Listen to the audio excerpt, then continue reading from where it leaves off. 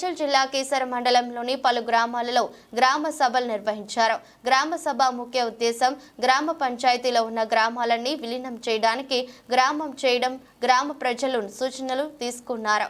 ORR లోపల గ్రామాన్ని GHMCలో కలువవద్దని, municipality లేదా గ్రామ పంచాయతీగా ఉండాలని గ్రామస్తులు తీర్మానం చేసి వినతి పత్రం అధికారులకు అందజేశారు. మున్సిపల్ వద్దు, గ్రామ పంచాయతీ ముద్దు అంటూ నినాదాలు చేసుకుంటూ ఊర్లో తిరిగారు.